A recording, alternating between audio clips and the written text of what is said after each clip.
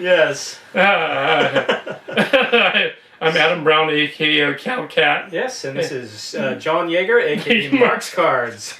We are literally on the set of Starcraft 2005.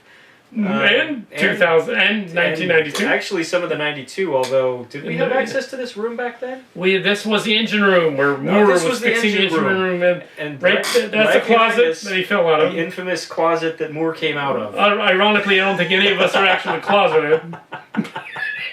Well, not by 95. Yeah, right. Tim's married. Right behind. Yeah, Tim's got a kid, but no, he doesn't. But he's got a girl. Oh no, yeah. I'm thinking because we didn't know how to enunciate different characters' voices. Not at that age.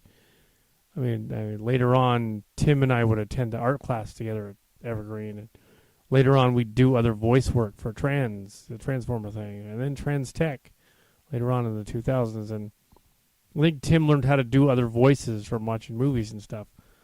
So he did become a better actor, and when you see the 2005 footage, you can tell that Moore and Schmidt are two kind of distinct characters. They're not the same anymore. They seem to be the same here because we didn't know what we were doing back then. I went on to do a lot of tech work and then play work and then choir at the end and more play work, plays and stuff at the church. Tim also performed in the choir in church and plays, so that helped his church, so that he became a better actor just from doing that, which helped as well. So we became better at enunciating and stuff. As funny as this was an odd scene. This was just wrong for every kind of reason. Why we didn't just think, okay, it doesn't look right that he's stuck in the closet. Should have gone down to the garage or Tim's garage, or even Tim's area in his room where there's this area of the basement where he's above his old bunk bed. Had him stuck in the bunk bed. We could have done that, or the garage, somewhere where he's above, and his feet are dangling out, so that when he flies over Kimchi, he's literally above her. Then that would make sense.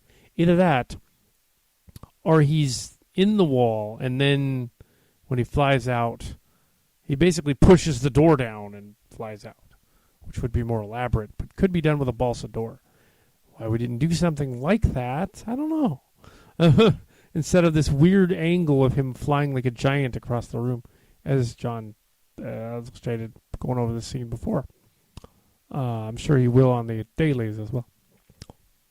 Coming up with stuff. We actually put this in the 2005 and 2011 prints because it was kind of parts of it, because it was kind of funny to see the engineer working with the other guy. But even though that's not Azloth, he's wearing the Azloth shirt. That's another officer on the ship, apparently in the engine room helping Moore. I'm not sure who that is. He's there for whatever reason. Originally, the story took place in 2191, then it was 2291, and now the new story has jumped it ahead 200 more years and sets it in the 25th century of 2491, so they can give it time for them to actually have aliens and also to have hybrids as well that they've grown. And by having it in the 25th century, it's far enough along to do that. And the only reason there weren't any aliens wasn't because we were being kitschy and doing Arthur C. Clarke or thinking that would be cool if their aliens were mysterious. It's just that we couldn't afford them. That's the only reason they're not in there. And later on I read some books by Alistair Reynolds in which he's all I want to have this series where the aliens were wiped out by this shadow force which he kind of ripped off from Babylon 5 a little bit if you think about it. But we didn't. We thought of ours a little bit before Babylon 5. Babylon 5 premiered in 93. He must have borrowed from that because the Shadow Zone and the Shadow is very similar. And of course, the Shadow Zone actually goes back to the Twilight Zone. It's that kind of idea. But Alistair Reynolds is a very physical writer, so it's different. Physics and stuff like that. Interdimensional travel, that kind of thing. But yeah, a phone or something. It's funny that we were deciding stuff. I can't really say much about Moore, and probably should. Moore is, yeah, we weren't not ripping off Alistair Reynolds at all. He was much, much later. He started to come out in 2000. This is a year later. So the 2005 prints might refer to him somewhere, but I don't think they do. But no, we really didn't. John didn't read him, so he wouldn't. No, not in this. Not in Prospectors either. Although we did put some of the modern physics in Prospectors, which was fun. Some of the new extrasolar planets that were discovered. They found extrasolar planets since then. We didn't know about any extrasolar planets back then. We didn't know about alien Earths and that kind of thing. They found them now, but they have not yet found any alien creatures on them. Well, they're probably, if they're out there, then they most likely are.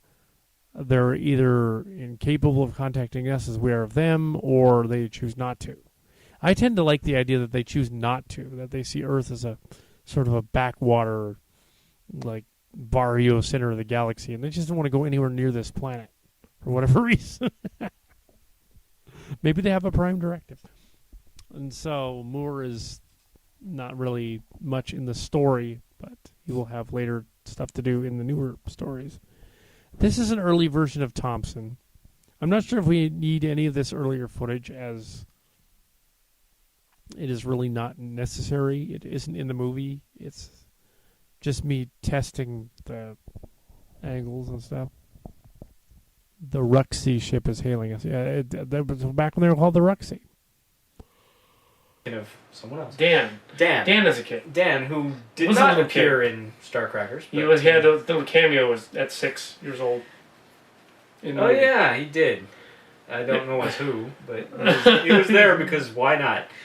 So yeah, right behind us, this is the. Well, that was part of the uptake here in 2011 of the 20th anniversary edition. He is now in a flashback scene of Thompson reminiscing about his brother.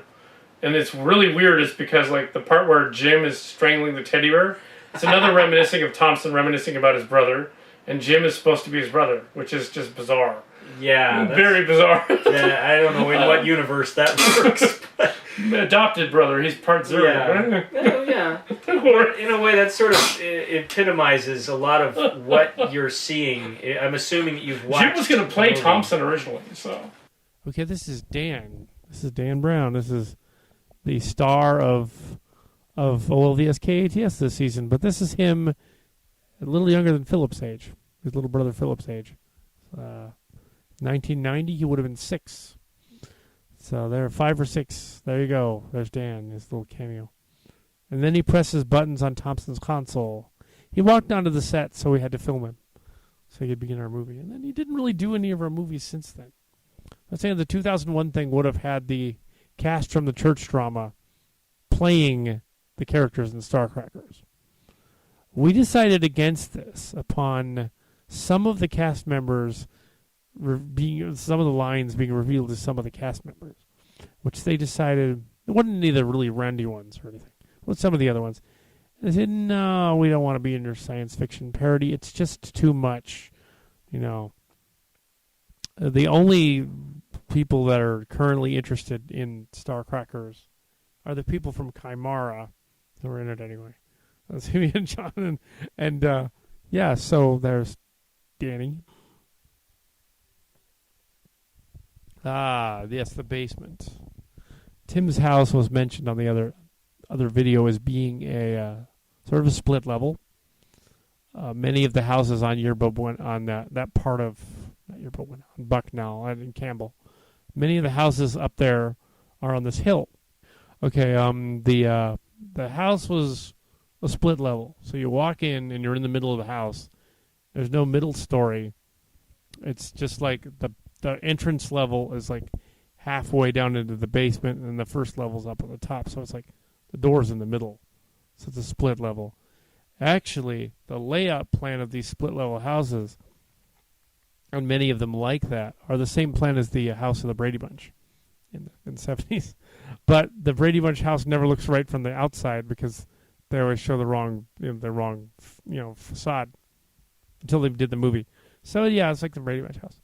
Oh yeah, and then he didn't want to do it because Henderson. Well, was a jerk. we had written Henderson when I first conceived of the character. As a character, I was thinking of a guy that I hated who went to Pine Hill.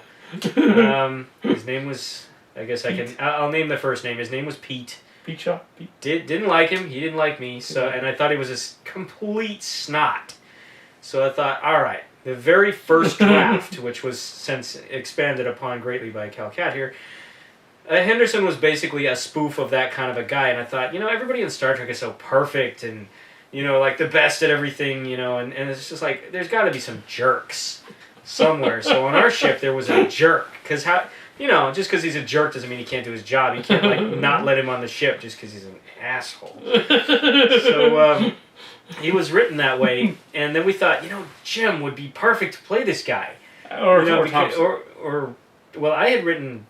Henderson specifically with Jim in mind. Oh, yeah, Jim was going to play him. Because I thought he would enjoy sort of making fun of, because Jim doesn't like that kind of guy either. Yeah, he's going to play the character to make fun of him. Mm-hmm. Yeah, right. Yeah, as a spoof. But I don't think he appreciated quite that we wanted him to play such a jerky character. I think he wanted to play a heroic guy, and so he was kind of like, no, I'm not going to do that. And so I ended up playing the part, which actually I got a big kick out of anyway. So I think only Azloth was more fun to play.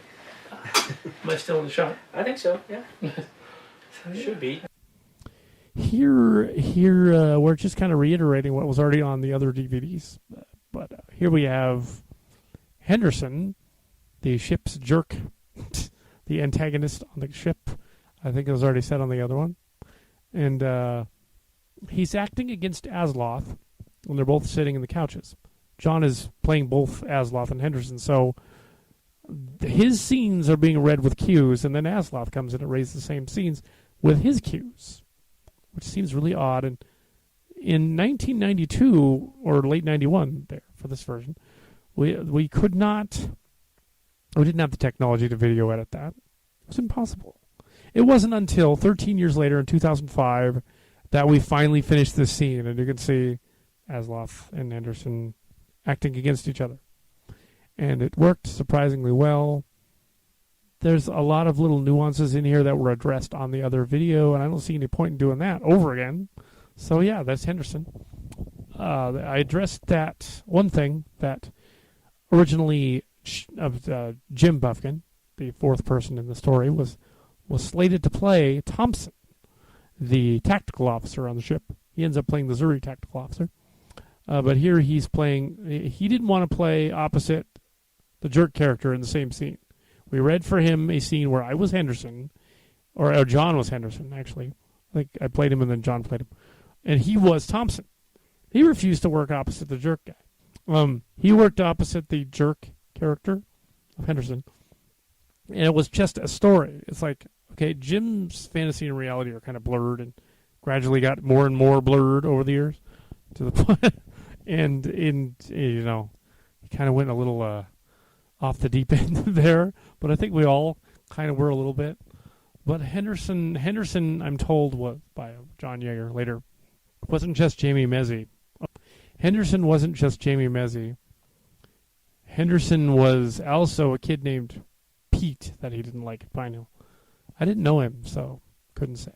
But I graduated from Pine Hill in the middle of the year of 1989, early in 1989, January. And this other guy showed up after I left, apparently. So apparently Henderson is based on that guy, Pete. Pete Shaw, maybe? Anyway, I didn't really know him too well. But here's Henderson. And that is very interesting. So you had a chicken once.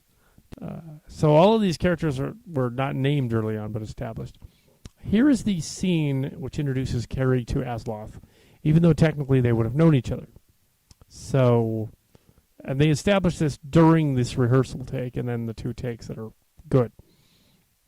As you know, Azloth is a lovable fool, and Carrie is basically the Jake Sisko, or Wesley, or whatnot. Slightly smarter character who's a naive navigator. And Carrie is basically John Curran pretty much. So I think of John Curran from our group, but I'm playing his name as Carrie. of no relation to anybody in the current church group that's named Carrie. He's not of no relation to any comedians either. Jim Carrey, who came later, spells his name differently.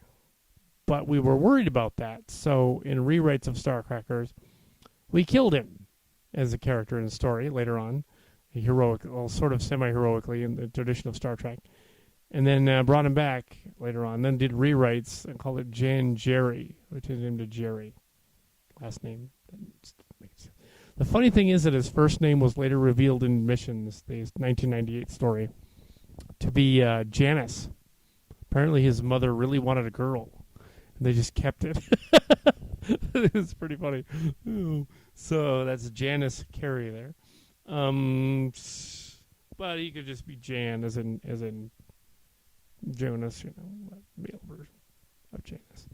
But yeah. So here's Azloth. Actually, he means to knock his hat off by running into a mirror. Because apparently, like a dog, he would walk up to a mirror and run into it. He was supposed to be a dog. Azloth was supposed to be a German Shepherd dog man. And we just did not have anything remotely like makeup effects, latex effects. I suppose we could have got a Halloween mask of a dog face and put it on John. Kind of would have worked, but it would have been stuck. And then you played the infamous Kimchi. I did. With a beard. Which led to some interesting filming snafus. It's funny this is high def. Mentioning our Star Trek camera. But yeah, I played a girl. So did you. You played I played Sarah. My boobs were a little bigger. Yeah. More aggressive. Because we didn't have any girls. And now, although we know girls, it's the same deal. They're not going to want to be.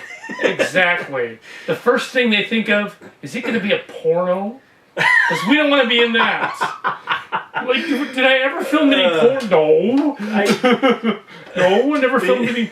No. We're getting a little ahead of ourselves with our hypothetical leading ladies. But, the kind of people that we encounter, though, they would immediately think that. Well, even if they didn't, it's just it would be. How long did it take us to film Starcraft? The original rough cut. I mean, we were still filming it up till 95, or 2005.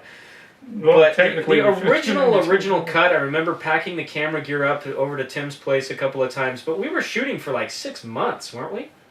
Seemed like it. Because we had a problem keeping the costumes, because we didn't have any costumes, so I'd just wear a t-shirt like I wore to school for Clark. And some days I wouldn't have the shirt for filming, so in one scene, Clark has 3 different shirts for no particular reason, and one of them says I believe I'm having a cookie, or something completely just is that what not commander-like. Which is awesome. It just sort of demonstrates the level of quality control we had going on. We had so much fun. Yeah. Well, the best thing that I was getting at with Kimchi was you had the beard and you didn't want to shave it just for the part. So for Kimchi, we put a veil on him, and we thought, oh, that's clever. But then, of course, in the script specifically mentions that you have to go to a bar and drink something, which you can't do through a veil. So we thought, well, you know what? He'll do it real fast, just kind of, yeah. Which I don't know why we thought nobody would notice the beard even for a second, but that's what's strangely awesome is that's what makes it. When I watch that scene now, I think that's why Kimchi's wearing the veil. Yeah, the dog mask just didn't work. Yeah. This scene was interesting. I've gone over it a few times before. He's not originally supposed to fall into an empty plate. This is not supposed to be Moore, even though the other tape says it is. It's not. It's just some other guy that Tim is playing on the ship. Tim didn't want to get his face dirty in food. So he's I'll fall into a plate, but I'm going to fall into a plate. But it would be funnier if he passes out in a plate of food from gorging himself. It would just have been funny, to imply that whoever this is in the lounge just got so completely, gluttonous, whoever it's supposed to be, that he just passes out. So that I passes out. Okay, here's the bartender guy that we're probably thinking of should be Brack. bartender on Josh Braun. It's a different guy. It's me playing him. But, yeah, it's not Lancaster. It's not the doctor. There comes... this was a shot that we didn't do any takes of either. We just kept going. We didn't know that... we didn't really start with reshoots in any of this. And really, we hadn't filmed the full cast before. So that's one other thing we should point out is we hadn't done a full cast of characters and filmed them in front of a camera. We hadn't directed anything. This is the first attempt at this. We had trans. We had ourselves doing voice work for our Transformer fanfic and Silly Track fanfic as well. Silly Track Star Trek stuff, but not... we did make a live-action Graham Cracker Chronicles movie that was called The Graham Cracker Chronicles. And then we made a short subject sequel, trying to get enough funding to do an actual real sequel called Silly Track The Board, which is one of the precursors to this movie. We have the board, and we're going to include it on the DVD. Here's this camera trick scene, because I wasn't in the same shot. I was the other guy that couldn't do a different arm. What we didn't realize is we could have actually done this a lot easier than having him reach over, and it's obviously not my hand. Having Tim do it, or Jim. Or, since the cup's already there, just change and run around and just grab the other cup. I don't know why we didn't do that. But that's what you learn from experience later on when you're doing your Star Trek, Starcracker thing, and you realize, hey, I can fix this later on. So yeah, I just thought I would mention some of the anatomy of the scene there. A little better than I did on the 92 version.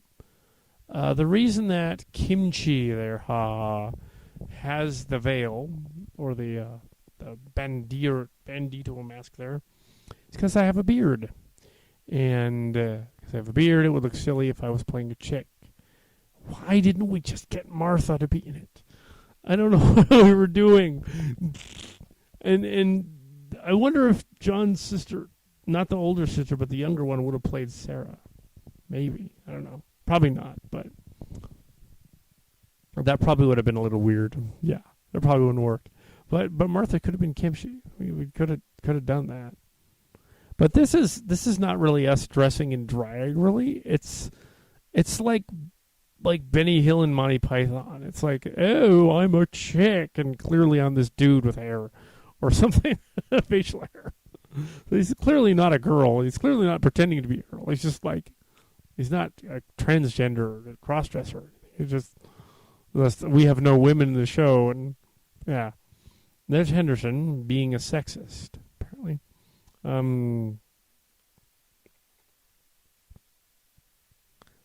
But John looks so young here. It's ridiculous. He's 20. He's 18. I'm 21. We both look like little kids. I got a beard. I look a little older with the beard. But really, without the beard, I would look like a little kid. I grew the beard because I was going to Evergreen, and it was on the south side of town. I figured I would look older and crazier so nobody would mess with me. It kind of worked. Here we have... She's got a beard. That's from drinking the Tenakian exactly. Fizz, which was the gag line we threw out. So puts hair on your face. Apparently it did. Tenakian Fizz. A lot. The Verudian Sludge. Oh, yeah, Tenakian Fizz was the other stuff. The Tenakian Fizz was the stuff that was the stuff that made me barf. And you were like, I was like, fuck! And you're like, oh, we don't want to film that. You turned it off. Why? What was I thinking? It was the greatest blooper of all time. And I was being so anal.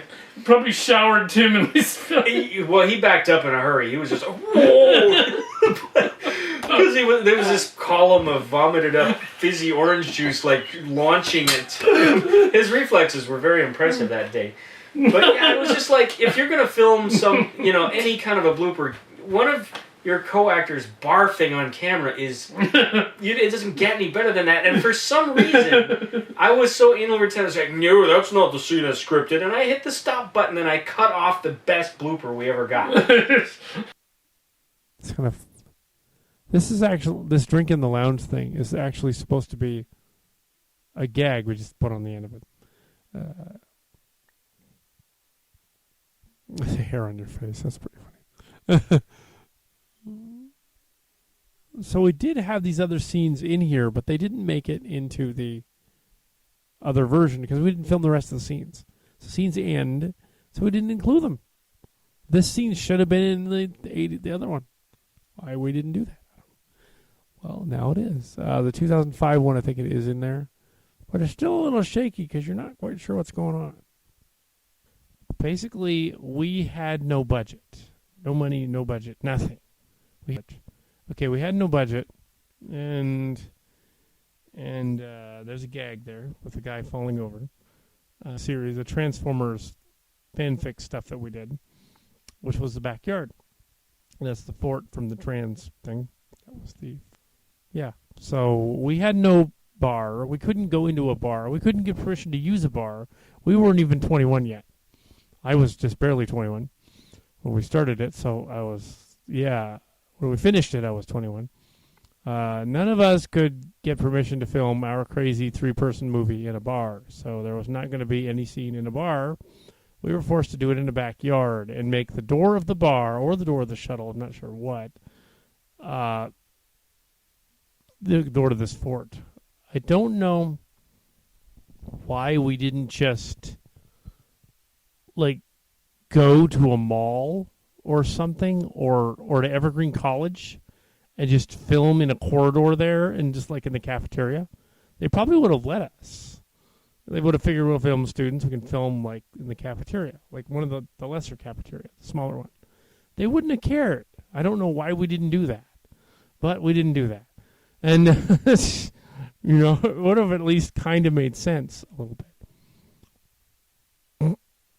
Oh, yeah, and the drinking scene was originally was mentioned on the other version as well, that there's only one take of everything in here. And so we have, that's supposed to be a girl there because Kimchi. I don't know why we didn't just cast Martha as Kimchi, the set designer, my sister. What? That would have made sense. She could have played Kimchi. Ironically, now she's a kind of a counselor. She could have played Kimchi in this movie. It would have made a whole heck of a lot more sense. But we didn't cast her as Kimchi. I'm not sure why. But yeah. But she probably would have taken over. Anyway, so I'm Kimchi. So here's Rick Moore, who has very few lines in the movie, enough to basically establish what he is. The problem is with Moore is that he's got the same shirt on that Schmidt does. I don't know why, and he plays him the same. We're here. Let's say much more about Moore. Moore was named for Moore Video. I don't know why, but that's the story. Richard Moore, sort of a dorky engineer, supposed to be a nerd, I guess, but we were nerds anyway, so it doesn't matter. So I couldn't tell. And it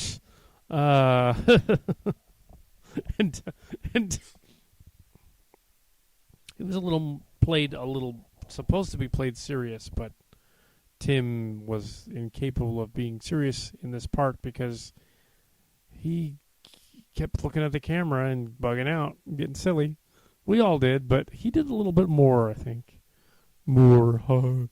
So yeah, this many years later in 2006, 2007, I think it was, we came up with a premise of changing the name to Morar after they fly her a San Jose State person.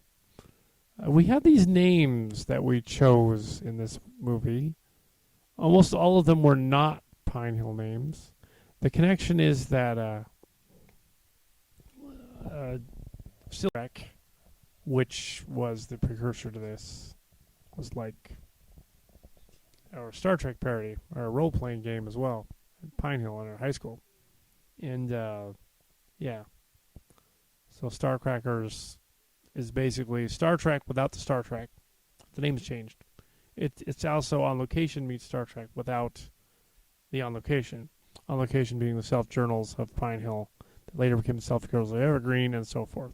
Evergreen, San Jose State, and the church group, and the Jung Swan stuff from before, and also the Valley Stories, the current one, the Valley Stories. And that's a lot of stuff to swallow there, I know. But we're going to do more of these in the future. And here's Moore. Haha, I keep saying Moore. Yeah. We keep saying we're going to do more of them. Now, 7 years later, we didn't really give you an animated Starcrafters. And the main problem is with that, the budget. We had the Trans Tech things going, the Transformers vs. Robotech series, which John and I, or Mark's Cards and I, did all of the effects. And we had... And we did all the voices and everything. We did cast him in some minor roles in that. And here who sounds like Jim, because he's supposed to be Jim, basically, doing Jim. Yeah, that's who he's supposed to be. And having Thompson be his brother is funny, because then it's like the implication is that he literally is supposed to be Jim. But Jim was not my brother. Brother in Arms in the Minions group, our little clique. That was like a gang that never did anything bad. Only like pranky things, but never anything bad. So here we are, pranky things. This is our first attempt, though, so really it's not like... Oh. There's some pretty other ones. Yeah, there was... what this is the 20th anniversary of Starcrackers coming up, and it's hard to believe it was 20 years ago. We started the November film. We were watching some of our Deadly Hour sketches. Oh, yeah. And they were made before Starcrackers, and going, oh my god, it's been 20 years. We got to do like a big 20 years DVD, double dipping, triple dipping DVD set for this thing. It's been 7 years since we did 2005. So what you're going to get here is all of it. You know, in every form, every iteration, including. And now we've added this high def little interview, which is just fine the way it is. Actually, oh yeah, it's very similar to what we did back in the day, filming a tripod, except that's a desk. Yep. And just talking into the camera. Yeah. There was these. We thought we were being clever when we had like everything's like different arms reaching out for the drink scene or stuff like that. But you wanted to film the floor in the Raxler scene over and over again. Yeah. And this is because I guess you thought that on television and movies they're always filming an object and then the character. You didn't get that. There's a reason the director did that. We were actually talking about this very thing over dinner tonight before we started filming. This is John's cinema verite moment here. We cut to the... I didn't say much about Schmidt because really the first officer is the first officer. He's the foil for Clark. He's Schmidt. Apart from that, there's really not much more to say about the character. He becomes more interesting in the stories and the books because he's the first officer and has to have other stuff to do. But really, we didn't do much developing his character in this movie. He pretty much walks on and says things are happening to the ship. Same thing with Moore. First engineer comes on the ship. He was supposed to be black originally. But now the Distant Destinies guy was changed from white to black. And now the new version of Starcrackers, he's not only Indian now, he's a she. Murar is now her name in the new version. Just so you know. Because we wanted to, because it's a story, it's a book version, we can do whatever we want. Change a little. And it works better. Now this is the Zuri ship. I'm sure Mark's Cards or John will talk more about the Zuri ship and why he keeps hitting the floor and panning to the people. But, yeah. And it was the thing that I was thinking, and it took me years afterwards of wondering why in the hell I started filming the floor to figure out what it was. I thought that was like a movie trick. And it was like, oh, it's more stylish and cinematic. If you do something like... You don't just start filming head to head. That's boring. So I'll start on the floor and it'll be out of focus and it'll come into focus like a transition and we'll pan over and it was like this really bizarre visual thing. And exactly what he was saying, I didn't understand that directors do stuff like that because there's a contextual reason. Like they're filming the train coming in the story. I just thought, the camera can do stuff. I should do that. while we're filming because it's a movie. Well, yeah, it was So, cinematic.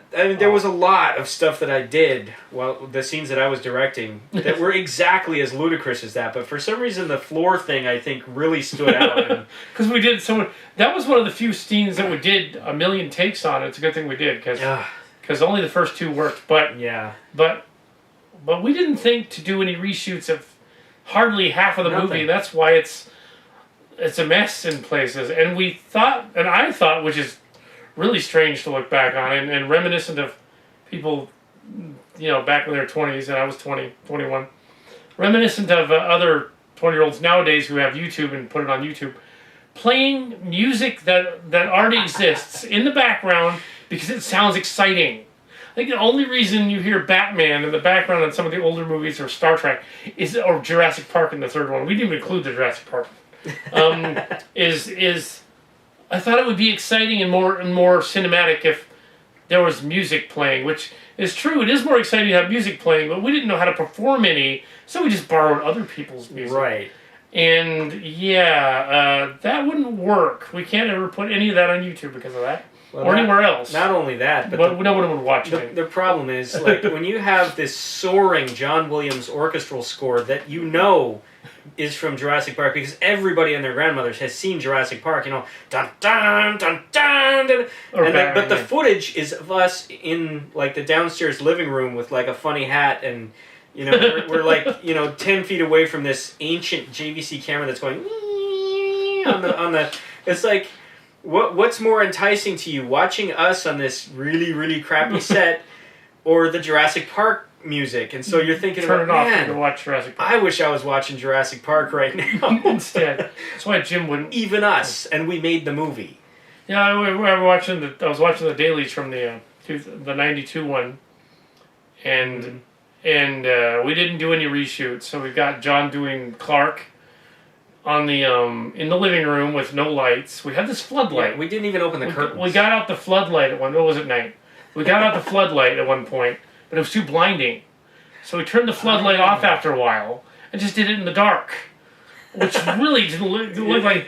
And we had the radio on blaring the Batman theme while Clark was talking, and he's like, oh. Clark, you bad guy, and whatever. In fact, let's recreate this effect right now. You do the Batman. You say the line about Raxler, you pathetic. Right. And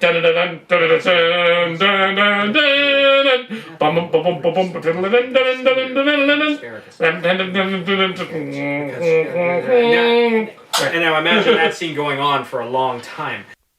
Oh God, what's with the floodlight? That did not work at all. It still looked green and yellow with those yellow lights. We just, that old camera wow. I'm at a loss for this. But yeah, so it's like, that's what we got. And this is pretty long, this whole thing. We had this like pop culture thing going on, and which we thought that was strange in Star Trek too. It's like they would reference something from the 90s or something from classical literature or a classical song or something from the modern era. And I realized they can't like invent music from the 22nd century or something and put it in there, or the late 23rd or something. Wouldn't be classic. You think they would really care about Shakespeare in Picard's time? I mean, really? Come on. Come on. Even the Klingons? I haven't experienced it until we read it in Klingon. How would they even know what it was? It was ridiculous. I realized it's a contemporary reflection on society, but really. Starcrackers is not. Starcrackers doesn't have really much of a moral point, except that it's moral at times. Distant Destinies is more of a parable about mankind and humanity and morals, and a little bit more about like religion and religiosity and that type of thing. Starcrackers doesn't appear to have much religiosity in it, not much No, not much Dogma. Dogma's been all mixed up by this time period, which is interesting. That's an interesting take on the future. So we got to put the placeholders in place of them, and we got to put the movie together the way it was intended originally. So I remastered the whole thing, put it back together the way John and I originally did it, and some of the way Tim originally did it. Reassembled it within a couple weeks, or about a week and a half just now, and was able to come up with this cohesively awesome thing. Also, the board episode was very useful, the Silly Trek story. Some of that there was a glitch there. Some of the Silly Trek footage, which had a Carrie-like character in it, we just took the Carrie-like character from the board and swapped him for Carrie with a orange shirt, pink shirt, and it seems to work. And the audio doesn't match, but the audio doesn't match through most of this movie anyway, so it doesn't matter.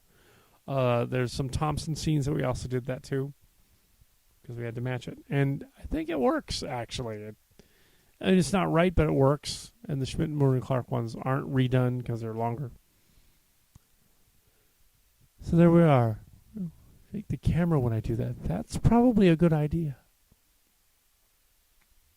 That was kind of the effect of it, and all you can think is like, God, I wish I was watching that, man. Instead. Even the third one. And even the director wanted to stop and watch Batman. So yeah, there was this all serves to illustrate that we had a lot of learning to do. We were basically, at this point, I eventually did go to film school, but I hadn't been there yet, and basically all I knew was I like movies, and you knew a little bit about creative writing, but we basically were making up the art of movie making as without we were knowing going. what we were doing at all. Really, our touchstone was we had seen a lot of TV and movies. And we knew we couldn't do, like, we could walk out of like a Star Trek movie and be like, wow, that was awesome, we should make one of those, but I'll bet they had a budget of like $40 million, and we've got not even 40 dollars. Which actually did force us to be pretty creative. One of my favorite things about the whole movie was that awesome control panel that your sister made. Yeah, my sister and I. And it had like lozenges and things glued to it. And Lego bits and lozenges and all kinds of things. We did that. We built that over a night while watching a dumb, boring episode of Letterman. To say that he's never funny anyway, so it was a dumb regular episode of Letterman. And I always wanted to go on that show and have the guy that does the applause turn it off, and then pay the guy enough money so that when I speak, I get the applause, and Letterman's just crickets in the background. That would be awesome. Wow. That's what I would do to him. And he'd be, oh, dang it, no. And he'd be canceled, and then we'd be all set. If only we could do that. There's a whole lot of media pundits I'd like to pull that on. But we can only do that if you're as rich as the guy that invented Facebook. Right. And we're not. And we're not even close. 1 bajillionth in the ballpark. Starcrackers did have a budget only because things broke. The camera broke during filming and for 3 weeks. It was in the shop in Irvington. Oh, yeah. And ironically in the hometown of the Charlie Chaplin movies, which is fun. But so the early days of Hollywood began not too far from where we are, which is cool. Yeah, we're in Silicon Valley. But yeah, and now Cal Cat is a YouTube star of very little acclaim, but a little bit. And we have the YouTube now, so kids out there doing parodies and things like that. And we are remaking the Star Trek parody that was produced as our Silly Trek game in high school. Oh, yeah. And we're reproducing that as Star Trek Chimera for YouTube. It's going to be awesome with the actual characters, figures, and a budget. Now, Starcrackers didn't actually have a budget, but it had expenses, like the costumes and broken camera that cost $150 at the time to fix. That type of thing. And that was in 1980s dollars. $80.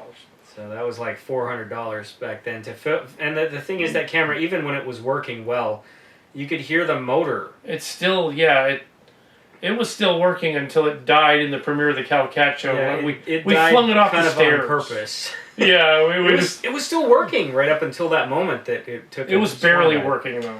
Yeah, It didn't have. We tried to do one of those artsy things where we turn the camera on and throw it and get like the last footage of it, but for whatever reason, Opening of the throwing couch, it caused the motor to shut off, so we never did get that footage. We just had this. Yeah. Oh well. But it gave Off its the life stairs. for art, as so On the many of our couch, things do. like a featurette with the characters and character development, that kind of thing. And this being Clark on the film, let's explore the character development of Colonel Clark, the Josh Braun, and then there's Sarah. Well, Clark, and well, I could add a little bit of insight to this, I guess.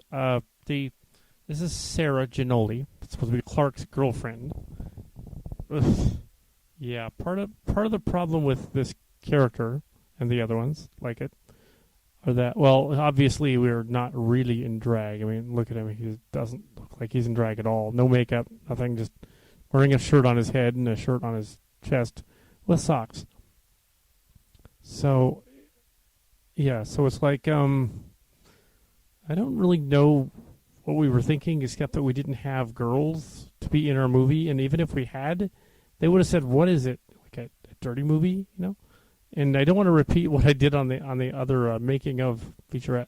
So, yeah, needless to say, girls wouldn't have anything to do with us back in 1992, so we couldn't get any to be in our movie. So we ended up with this sort of weird, like, idea of having us pretend to be girls, but in a way that, say, like, you would pretend to be a girl if you were like a 12-year-old boy and you decided, I'm going to put socks in my shirt and run around with a shirt on my head and say I'm a girl. That kind of thing. Like, these guys, we're obviously not in drag. Now, here's Clark again. This is supposed to be his girlfriend, Sarah. Originally it was his wife, but we changed the script so that it was his girlfriend. We thought that that tension would be more fun if it was his girlfriend. Here's Clark coming in to rehearse and do some scenes here on a day of filming back in the day. And it's probably 91. And with the hat, take that out. All right, now we come to Clark. Clark has the name Steve Clark, but everybody's got like a name that sounds similar to another name, so I don't think we actually intended to name him literally Steve Clark like the teacher from Pine Hill. I think we just took the name and used it in the same way that John used Mike Toretto's name in one of his short stories about wolves, in which he decided the werewolf leader should be Mike Toretto. We were sort of paying homage halfway through and decided Clark should be Steve Clark, but I don't think at the time we were actually thinking at all along those lines. We wanted a 35, 40-year-old officer. Of course, John's 18 here. And we wanted this sort of... We wanted to have somebody who was this like brave leader, captain guy, who was also kind of crazy and had hubris. So he ended up Clark, basically a sort of goofy version of Riker, I guess. Because he's not really Picard or Kirk.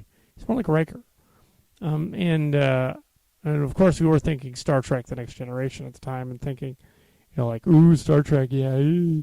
And that's what we went with. And because we're Star Trek fans. And there's Clark doing his thing, picking his nose, or something. Said the captain. Our technique for developing characters back when we were essentially 18 to 21 was to just have them be a little angsty like they were in our high school days. So they're not developed. They're just there. They're like archetypes of the hubris captain with the libido and whatever. So Clark is just the captain. He's just 35, and he's supposed to be 35, and he's the captain. And he's in charge of this spaceship, which looks like my living room. It's supposed to be a spaceship. We never really established what kind of ship until later when the stories were being written in 92, 93. We decided they're kind of cops. They're like there was a show called Space Precinct that was on. We weren't ripping them off, though. What we were doing our own thing and saying these guys are sort of like space military guys, but they're inept. Now, here's a scene in which we predicted a Star Trek episode that's coming up. I can discuss that in a moment here. He goes into his pack, opens up a bag, and starts to toss an apple up and down. About 3 weeks after filming that episode, on The Next Generation, a character called Rasmussen, in a matter of time, I believe is the name of the episode, he gets out an apple, and he tosses it to Data, and tosses it back and forth in the air, and we're like, what the heck? Our early role-playing game stuff, we predicted the Borg, so why not just this random apple thing? Like, no one's ever seen this, so it's just weird. Anyway, now we come back to I think he's going to toss the apple now. And this scene is like Clark here. He's wearing a U shirt, University of some Zimbabwe or something, I think it was. Here's the apple scene. This scene is identical, nearly identical, to the scene with the time pod and Rasmussen in the Star Trek movie. And then in the Star Trek episode, he throws it to Data. You know what's funny is, in 2009, they went even further than that. In 2009, they made a new Star Trek movie. And guess what Captain Kirk does in the new Star Trek movie? He tosses an apple from the command chair and bites it. Like, oh my... Okay, they definitely are looking at our stuff. I don't know how, but they are. Yeah, Abrams, hire us. Hire us. Yes. On the next one. Okay, yeah. Yeah, I was just saying that Sarah did her thing, and she wasn't based really on anybody, except maybe the cat Crazy Sarah at the time. She loosely was Sandra Kistler, but she was more like, as told by John Yeager just recently, she was more like Chris from Pine Hill, except kind of a heavy-set Chris, which is, yeah, more like acted like Chris, but was like Sandra Kistler. So Chris McClanahan is in our movie as Clark's girlfriend. So Clark isn't Steve Clark. Clark is Henry. But if he were like 40 or 35 and a space captain, he's Henry. So if he's dating Chris, because that's like an in joke. Of course, nobody else on the planet would get it, and they were only dating as long as he was there. And then when he was gone, Chris probably went out with other people. Who knows? And Azloth is an interesting little character. He's supposed to be the ship's fool. Henderson is like the handyman on the ship. He's basically the everyman guy, handyman but jerk. He's smart but not bright. Like he can fix stuff, but he doesn't know. He's completely socially inept. Azloth, on the other hand, is the sort of foil for the character. Now, even before English classes and Shakespeare classes and all that, I didn't know what all that stuff was called. But we were creating these sort of character archetypes long before that, and say Azloth is sort of the young, naive kid. He's sort of a dorky version of Wesley Crusher. It wasn't long before this movie was made that they premiered a new Star Trek called Deep Space Nine, where Jake Sisko and Nog are basically Azloth, which I thought was interesting. Nog was this little Ferengi boy who was kind of dorky. That's interesting. I hadn't made the connection until a little bit later. So in the further episodes of the storybooks, we tried to make Azloth not like Quark's nephew, but rather his own character, his own personality, having him have a planet and a backstory and all that. Azloth was meant to be the fool on the ship. There's always a fool somewhere. And there's Sarah Genoali again. Originally called Sarah Johnson, actually. But we added Genoali in 2005 to match the storybooks. We wanted to change Jan Carey, the helm officer, navigator, but we decided not to do that. We did something else with the 2012 version that you'll see pretty soon. Now they're going to go on to the planet. And I was saying that Azloth is a Techite. He is from the planet Jelly Paper, as they call it, is Desiree. And it's funny that John just said the F word. It's awesome. But it's like, Azloth was supposed to be part dog, but because I had a cat character in my story, Distant Cousins at the time, Distant Destinies. Now it's called Distant Destinies.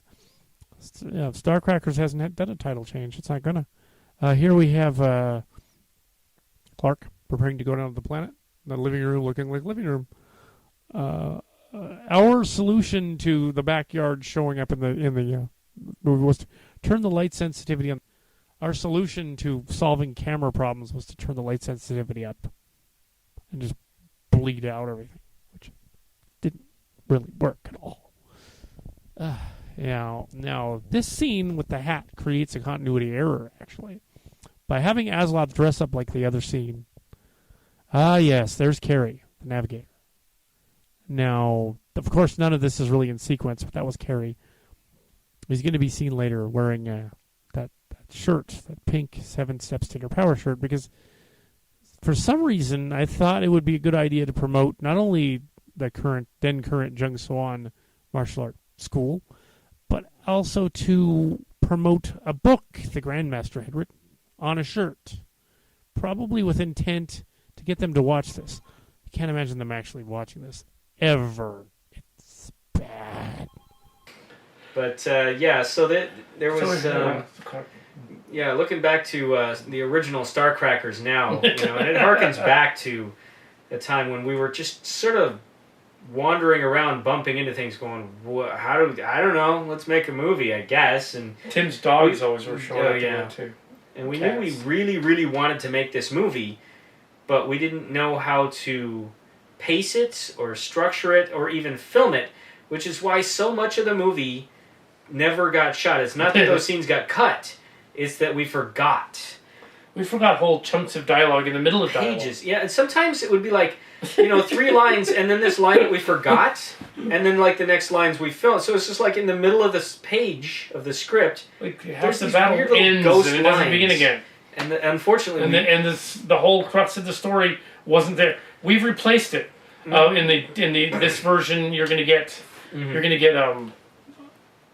audio, like blank title cards with our voices redubbed on it. We couldn't get Tim. We will suggest to him that we have the lines if he wants to do them. If he's happy to do the lines, I'm happy because there are too many of them. I did his lines, and the thing is, I don't entirely sound like him. And I don't either. I think I did a passable, because my voice is a little deeper than his, but Tim's voice is deeper than mine, and so like, nobody can really do those lines as more like Tim can. He's in the movie. It's just that but some of the lines had to be reshot. I don't know if he's interested in acting at all, or whether you'd even find the wasn't time. Really interested in acting at the time. I was able to do all of the lines in about a half an hour. I think getting a half an hour to get Tim to sit down and get the mic, and it would take forever. So he's married. It might just be just as easy to have this sort of imitation more, and then complete the film. It's kind of Josh Braun. Tim gets a camera in front of him and gets incredibly conscious of the camera being in front of him, and just will not project when he's in front of a camera. Even in the newer footage, there's a little rainbow noise there. Even in the newer footage, he would just not do it. He's got a camera in front of him and he's feeling kind of goofy about it. So it was tough getting him to do anything. Of course, at this point, I think only Tim and I had some acting experience. We went to this art place, the San Jose Art Museum, and they had an acting class there, and Tim and I took an acting class. Back in the 80s, you can see the early footage of that on one of the Brown Productions tapes. None of the new ones, we didn't copy it again, but we took an acting class. So we liked acting in theater and stuff like that. But more improv stuff. CalCat, the early stages, the beginnings of CalCat, was always about as it was beginning in the 80s and 90s. Yeah, he was around in the 90s. CalCat was in this. It was about improv and we did improv audio stuff really well. We got in front of an audio tape microphone and acted really demented, and it sounded good. It was funny stuff. We did some of recordings of that.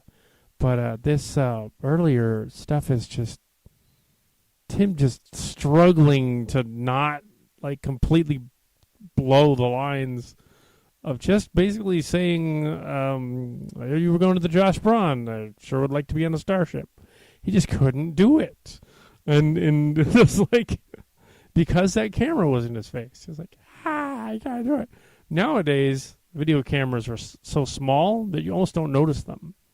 So we could actually do his footage again at some point in the future. And the little handheld thing, you would barely even notice it.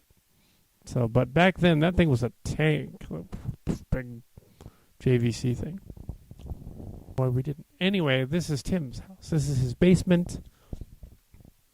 This is the Shuttlecraft scene, and the first attempt that we had where we decided, hey, let's do more than one take. And we decided we're here in the basement. We're staying overnight over the house. And we just decided, yeah, we'll do a... We all, like, crashed on the floor in Tim's room. But here we decided to do the characters. And Carrie is supposed to be like the young, upstart Wesley type ensign, but not smart. He's not like Wesley in that he's smart, but he's not a super genius of space. He's just Carrie, the average Joe sort of young guy learning the ropes. He's naive about like shipboard operations and things like that, but he's competent enough that eventually he might become like a protege of like Thompson or Schmidt or something. He's never going to become the captain of the ship, but he's going to become like some sort of a nice character. Ironically, the character will later get killed in one of the books. I'm not sure if he gets killed in the rewrites that are in production now, or the Sphere of Influence novel that is in production, soon to be in production, in which we will go back to the first season and do it as a novel, like we did for Distant Destinies. And we are continuing with this space adventure, wondering if we are doing a good job recording right now. I'm going to check.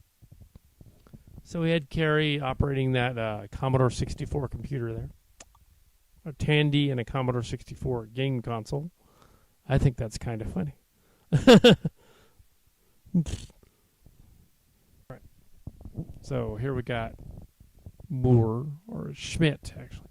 The trouble was that Tim's Schmidt and Moore are completely indistinguishable. And actually, no, I'm going at it again. What am I talking about? I was the one that, yeah. So Tim's the AD, the assistant director. Basically, we had to direct ourselves, so we had like the actors doing the directing. It's a bit like the Derek comedy movie that came out on the internet a while back. Yeah, this is before the age of the internet and YouTube and all that stuff. Nowadays, we could put up little 5-minute vignettes of a Starcraft remake if we wanted to, over a period of several months and make a new movie out of it. Probably will eventually, but yeah, back then you couldn't do that. It wasn't readily available. That technology was not available to everybody. Everybody's done some kind of a parody somewhere. That's what we did with it. We had some scenes that he was going to be in our Transformers meets Robotech fanfic, which we can't release because it has copyrighted songs too. And copyrighted characters. And characters. So we won't ever release it. But we did some Tim scenes in there. We said, well, we want you to do some of these characters, and we just never got around to actually shooting it, and he never got around to shooting it. So basically, Tim and I decided that since the ending of the series was kind of not there so much, that we would come up with the ending. So the ending of the story with the Prime showing up, not just one Prime doing the space warp, but Primes and Megatrons everywhere like he wanted to do with his spin-off. We decided to put it in the end of the movie instead of doing a spin-off because we knew we'd never get to the spin-off. Same thing with the Starcrackers thing. When we originally envisioned this, we had watched the Best of Both Worlds. And we thought, ooh, this is cool, Ready Riker Fire, Ready War Fire. And that was a big deal at the time. And we even did a Silly Trek the Borg one-man show. You're going to see that on the tape, too. I put it on there. It's funny. It's so bad. It's me dressed up as everybody, doing everybody. With no camera cuts or anything. It's amazing. We used some of that footage to repair some of the footage in the Starcraft. Actually, because it was contemporary at the time, and Carrie and Thompson are supposed to be 20 years younger than me. So that had to work, that way. So we couldn't use now footage. It wouldn't make any sense. But originally, the Starcracker story was Graham Cracker Chronicles 2, and we had lost Graham Cracker Chronicles at that point. We determined that apparently the first Graham Cracker Chronicle, which was... We were trying not to make a Star Trek thing, but actually doing one anyway. Actually, it pretty much was. And we did this graham cracker thing, and it was apparently so bad when it came out. It had Tim in it too, and we were all in it. It was so bad, we decided to lose it. So we threw it out. Because it was awful. That's kind of sad Never gonna because see it. I would totally get a kick out of seeing it today, but I I know. don't think anybody else would, but I totally would. It was bad. It's it had a like historical archive. New Kids on the Block popping up in a cartoon Yeah, at one there was point on some the stuff, it screen. was just like, I don't know and what Clark we were going, thinking. you know, and the names and things. And it's just amazing, like all of this. And like, it was half of a story. You were 18 and I was 21. Yeah. Neither of us knew anything about writing stories, pacing, and characters. You knew a little bit more about characters than I did.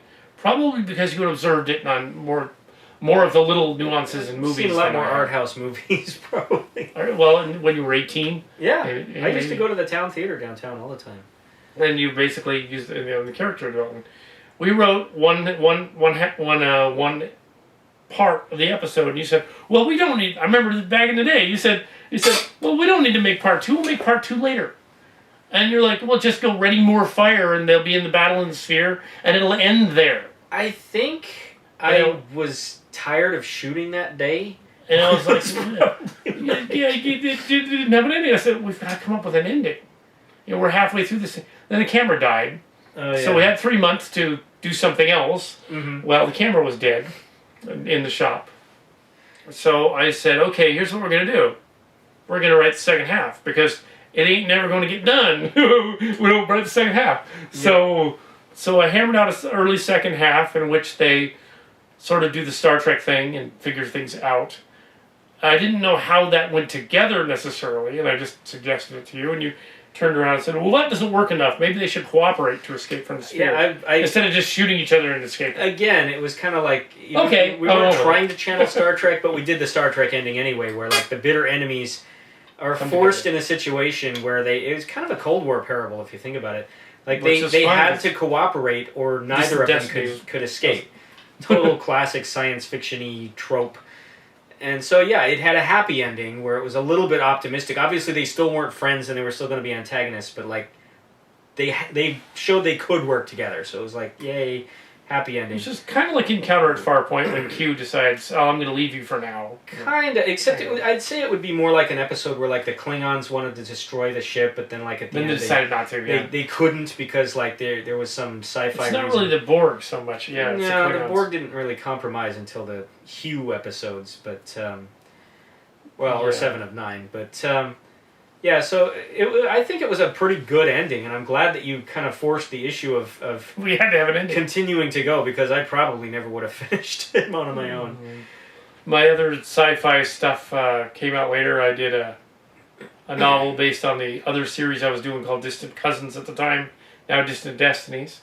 Yep. And, well, I went to writing school. I went to English and creative writing school, got an English degree in 98, and then on to journalism school and got one in 2008. And you tried to go back to film school. You're actually going to graduate in 2000 and then you tried it in 2008. Not yet. But You know it'll what? happen. It's you could accuse me of being lazy, and I wouldn't necessarily dispute you. But honestly, I can't afford to be out of work right now. As at the time we're filming Night this, school. the economy is really, really bad, Oh, yeah. and I make a And it pretty was back good then. wage. So if I quit to go do an internship somewhere and it didn't turn into a job, ooh, I got no money. So Yeah, I have no money right now. yeah, So this is it's all a half-assed non-profit excuse. I know. Yeah, so yeah, we did learn the craft, so to speak. Yeah, so actually, we you learned won't see it the craft. in this set, but Star Trek Chimera that we're doing looks like a film. It's Even- bad. Even It's though awesome. I mean, the actors are these. We're still using techniques that we were doing way back in the day. I don't know how we're gonna do the special effects. I haven't figured that The out. effects are going to be not a problem, but tricky. But the actual film, and again, these sets that got built. They're all over here. The bridge set, we've got a scene on classic Trek Enterprise that is 'Cause hilarious. we figured let's just do the Star Trek parody because we always wanted to. Yeah, so it's basically we're kind of coming full circle with that project and making what Silly Trek always thought that it was and what we thought it was but wasn't. Because we didn't have the technology Yeah. or the means. Or the skill, Or let's the be skill. honest. We didn't know what we were doing. I remember one of my favorite shots was Picard sitting in his chair, but the chair was a one-dimensional drawing, and Picard was sitting in it, but he was a 3D figure. And so it looked like he was floating in the air with his legs up. That was like the third one or something. But, yeah. And we thought that, we could get away with this. Oh, yeah, it looks like he's sitting in the chair. No. A pop-up figure. It looked like he was pinching a loaf while floating through the air. But, yeah, what are you doing, Matt? I think maybe John thought that because TVs and movies would film a picture in the background or a vase or something and then cut to the hero talking, that it was okay to film anything in the background, like on TV. But usually when a TV show did that or a movie did that, that object in the background had some significance later in the scene. But because we were young and didn't know what we were doing yet, John hadn't even been in film school yet. We hadn't started. I stole Tim's line. We stole Tim's phrase. And Tim's all, it's my line. It's like the only time he ever... Oh, my goodness. I remember this part. Raxler... Let's talk about Raxler since we got a lot of Raxler right here. So, yeah. Raxler is the villain. He's the con figure in our series. He's the main villain. He's a sort of a...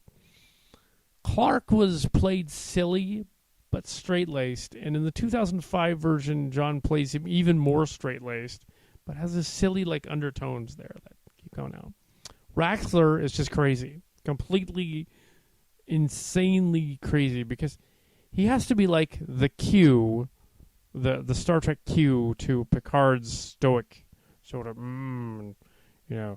even though Clark is not really a Picard, he's more of a Riker. So Raxler, there we go on the ground again. Raxler, originally John wrote this scene not so he would be like a man with a turban on his head, but he was stepping out of the shower. He was supposed to be in a bathrobe and a towel on his head, and like the earliest scene version of him, he just comes out and he's all, my hair is a mess, I can't do anything with it. So this whole thing about them in the background going oh, he looks like an Iraqi or whatever or something, because that would be contemporary with then the Gulf War, the first Gulf War. There was another one later on that just ended in 2011. There was one from 2003, roughly, 2011. But anyway, the first one was really brief, and we were all 4F, so we weren't going to go. Good thing, too. We were too crazy. I mean, they would have looked at footage of this. But, yeah, the Gulf War. Yeah, we were all too out of it. My eyesight was too bad, and Tim's eyesight was horrible. It's worse than mine. So neither of us, our eyesight would work. John's knees kept him out. So we didn't go to war. And here's Raxler. And the towel on his head is not meant to be anything racial. It's just he has a towel to dry his hair. That's all it is.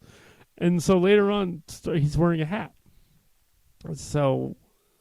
And what was funny is Starcrafters was contemporary with the then first Gulf War. And, of course, Jim, being a little bit offish, was like, that Zuri guy has a towel on his head. Is he like one of those Iraq people? Yeah. And we're all like, no, he came out of the shower. This scene is not at all. He was not supposed to be wearing a turban. He literally was supposed to be in a bathrobe with a towel. He was literally, his hair was messed up, and he was so acting effeminate a little bit, and he was so my hair is so messed up, I just can't do. Yeah, that's all it was. The thing is, I totally would like to address that, because it's one of those things that as a younger person without much experience, you write a joke and you don't realize that it plays another way than you intended. And we totally for did the guy not to say, "I have a towel on my head," sounds really like an ethnic joke. It isn't. I wrote the line. I can promise you that was the furthest thing from my head. And when we did the episode, it was a funny random thing that he had, and it was, he'd supposedly just come out of the shower and he was complaining about it to Clark. No ethnic or racial or cultural context going on there at all. Just like to clear that up, because looking at it now, it's like, oh, that really looks like a racial joke. Sorry. And it totally wasn't. We would have actually had, other people of other ethnicities on the ship. Absolutely, if we do any. I mean, we were watching Star Trek. It was all about inclusiveness. We had friends that were black at Pine Hill that had their own role-playing game and stuff like that, like Lonnie and whatever. Well, it was. I mean, we don't have to defend ourselves too much about being racist, because I don't think either of us ever were. Kimchi was supposed to be half Korean, so she clearly wasn't. I cringe at that one. It'd be kind of like, He even said it. Jim even says it in the background in one of the bloopers. He's all, "Is he a Racky?" Yeah. Oh my God, dude. Sort of like, no. We at the time we were kind of horrified. It was just like, what? No. We didn't even make that connection at all. We were just completely naive. And we were naive. We didn't know what the hell. We had no idea. Political correctness was the furthest thing from our minds anyway.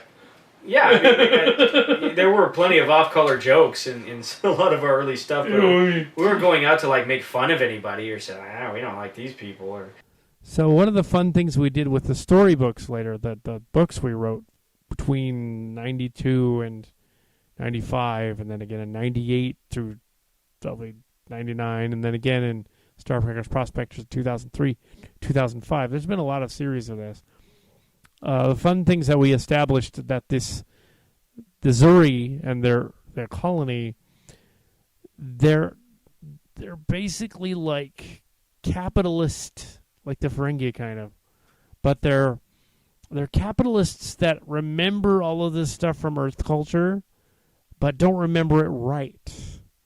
So maybe Raxler could have a turban on his head, or as he did in the later version, he had, in some of the 2005 footage, he was wearing what appeared to be a kilt on his head. Or actually, it wasn't really a kilt. It was more of a Middle Eastern sort of woman's scarf, basically. Middle Eastern scarf. Or it could be a man's scarf, I guess. Unisex scarf. And the idea was that the Zuri were these sort of space trader, pirate, capitalist guys.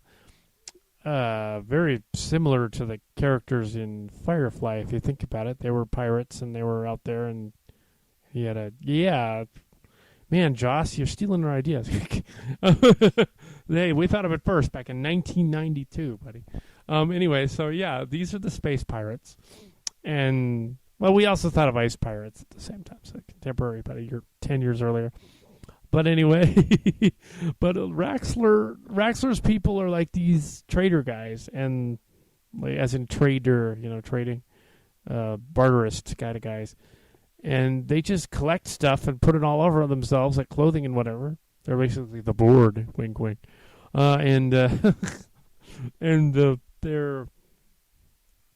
board became the Zuri, the Ruxi, which became the Zuri. With the Z, we switched the letters around because doing a Russian Cold War thing was a little odd. And then later on, we established in 2005 that he is apparently a Turkish pimp, which isn't really true. We were kidding about that. They probably are Eastern European in descent, but having had humans implying in this story that they've traveled to all these other colony planets and seeded them and haven't found any aliens, that they've taken Earth culture with them and confused it and didn't really get it right. So you can have like this totally white guy wearing a Burdus or whatever, and he wouldn't know what it originally stood for or meant. He might even have a cross on his neck, or Sadre might, and he wouldn't know what it meant anymore because he's like, "You're 300 years ago. What did this mean?" Like, that's kind of cool. So there was probably some sort of eugenics thing, or maybe a nuclear thing or something, and humanity eventually left Earth. I don't think Earth was destroyed, though. I think it's still there in the story because it was established in the stories. But they've settled other planets, discovered hyperdrive, and gone out into space, like in Star Trek.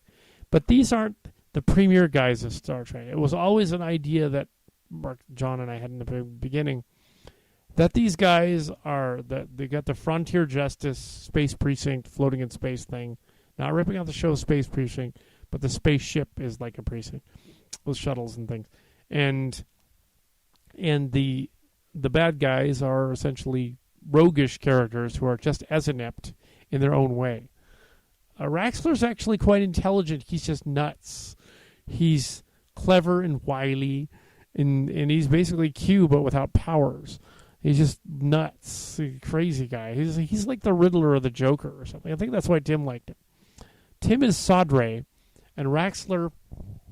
Sodre is here is Tim. Is probably he enjoyed. I think he enjoyed Sodre most of all because he got to get him food and stuff, and he liked it also because the Sodre had. He's just quirky. He had more lines. He just was a better character than the other two. But he would later become less of a character in the storybooks, and Schmidt would become the better character. So, yeah, we're reading the script and actually doing the lines. So, yeah, we are going over this again, but it's cool because I'm talking about Raxler, and I didn't on the other tape. What Raxler was, how he was. So there's just like this. Tim is making tongue gestures. So Raxler and Sodre are buddies, and they offer food to each other. He's just rippling muscles. Ooh, I wonder who he was trying to impress there. But us, that'd be kind of weird. Let's talk about characters here. Yeah, we got Clark. Hey, Carrie. We talked about Clark before, so we got it pretty much. Carrie's a young guy, but now we got Schmidt, who is sort of the drill instructor, sergeant guy, who Tim admittedly played the role a lot better in 2005. Once he had like several years of experience as a security guard working nights, he became kind of gruff and cynical, and the character just worked better. So now I don't know what character Jim is playing here, besides maybe himself. Yeah. And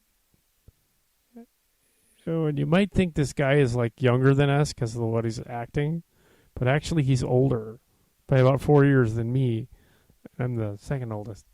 So yeah. There he's probably around 24. That's the Bohemian scene. Yeah, and Schmidt, who is in the blue, Tim there. Schmidt is, well, Jim's not really in it that much, but there's Jim. Let's think of Jim since we're on Jim. He plays some of the Zuri background characters, the gunner, tactical officer. Yeah, and this guy. This guy, sort of spaced out dude, hippie guy, it's just outtakes. In the 2011-12 version, will include the hippie guy and the scene where he strangled a bear in the other take. I'm not sure if that's later on in this or in the other one. As he's playing, interestingly enough, Thompson's brother, who is later established in the story. He's not playing it here, but it's in the stories later.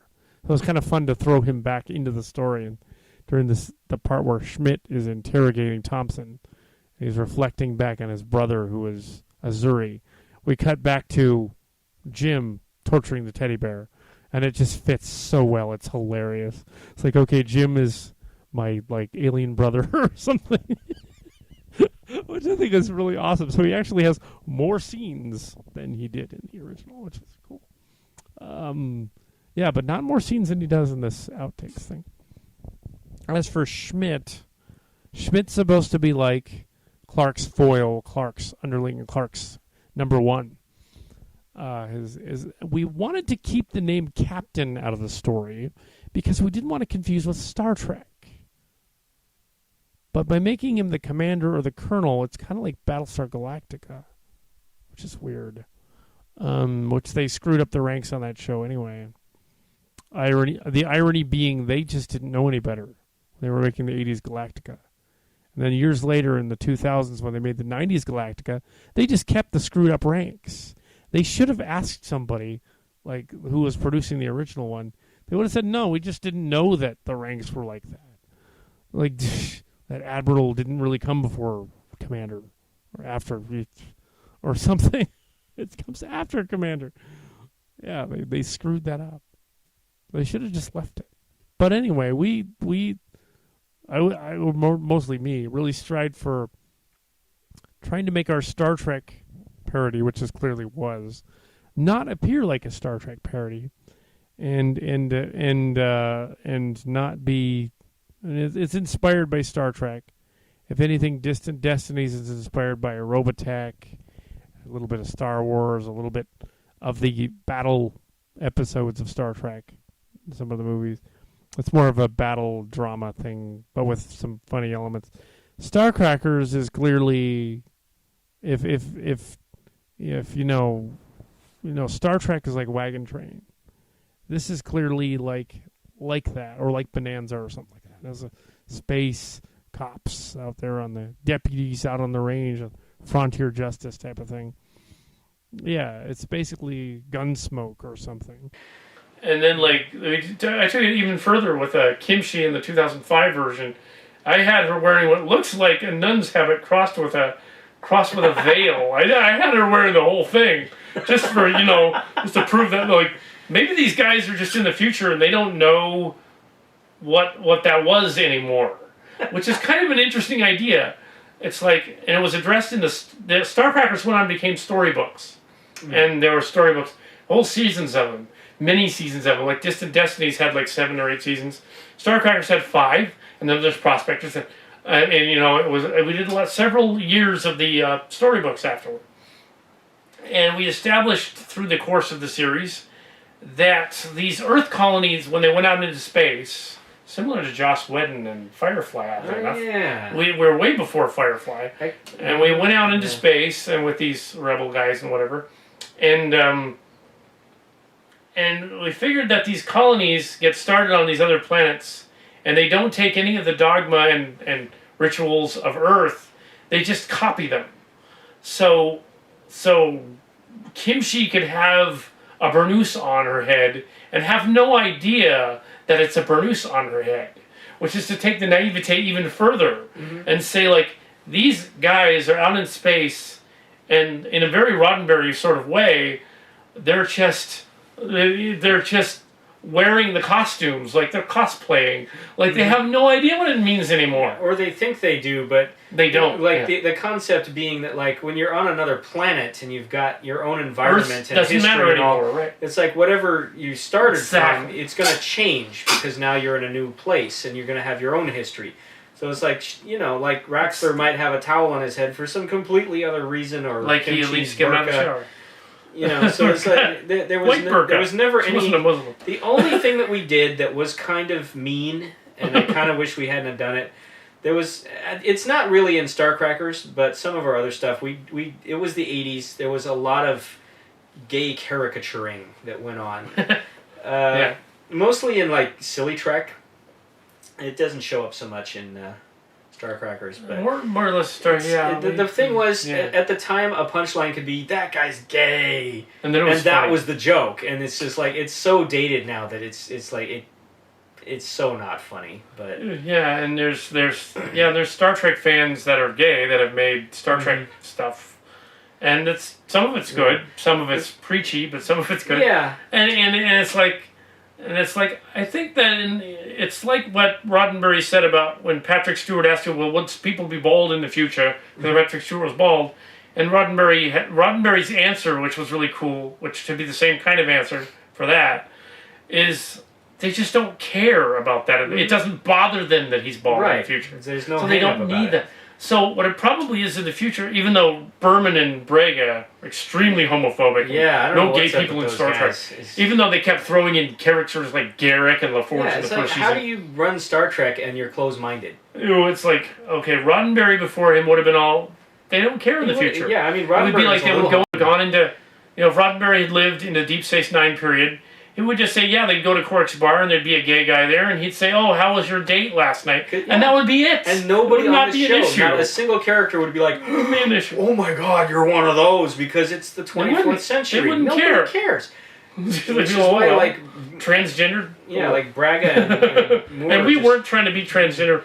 When we were doing Sarah and Kimchi, we just couldn't get any girls. There was no fetish involved there, I can promise. No gay fetish or anything.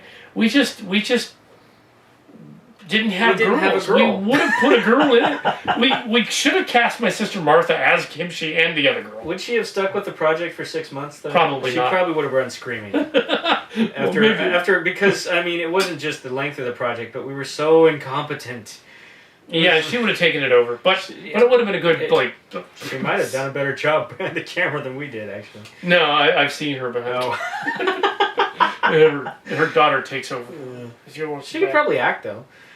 But yeah, she can act better than we can. So like the whole like we're in drag thing isn't supposed to be drag queens, although obviously that's pretty much what we are in the context of the movie. It's like obviously those are dudes, which to me makes it funny when Sarah comes in and Clark, and right got like these torpedo breasts, like ready to put out Clark's eyes with those things. It's just like but it's not really drag. It's like Monty Python drag. It's right? like John Cleese, who's the most manly British-looking dude, and he'd put on like a dress. Like, you never, ever in a million years think that he was a girl. And that's, honestly, because it's supposed to be a comedy, I think that helps. It's probably good that we didn't have any girls in it. He's a woman. Yes. I'm a woman, Clark. And maybe Clark is just... So he's that way. If you think about it, we're more progressive than Braga and Moore, because we had drag queens. And we had Azloth, who was very ambiguous at best. I think he would probably own furniture if he could. Well,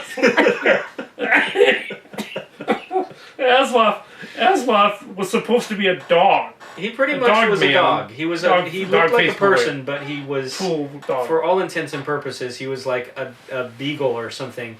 He was a German Shepherd. He was a German Shepherd. And he had the brain of a dog, and that was kind of the joke, was like, they genetically created this guy, but they didn't really do much to we were not thinking of Spaceballs in the Mog. We were thinking of actually probably Chewbacca or something. It was just kind of the idea, like, because in sci-fi movies there's always like the alien sidekick or the animal characters. And the fool. There's always a fool. And yeah, the comic reliefy, this was way before Jar Jar Binks, I hasten to add.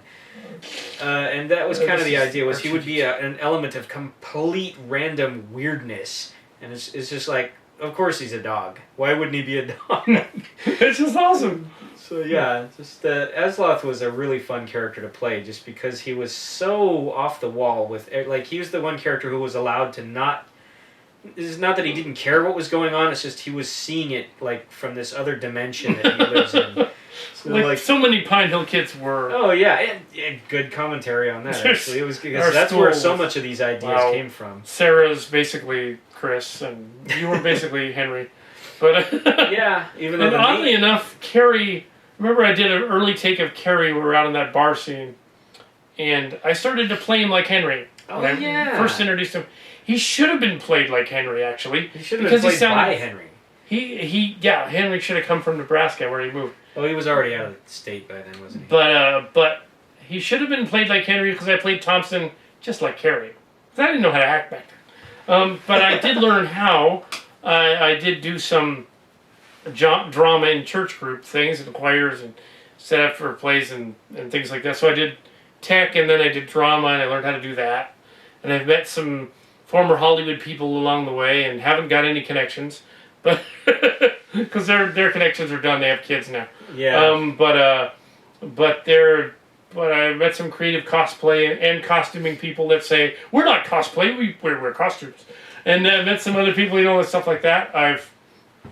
I'm not sure when this tape is up, but I have no idea. It's still going.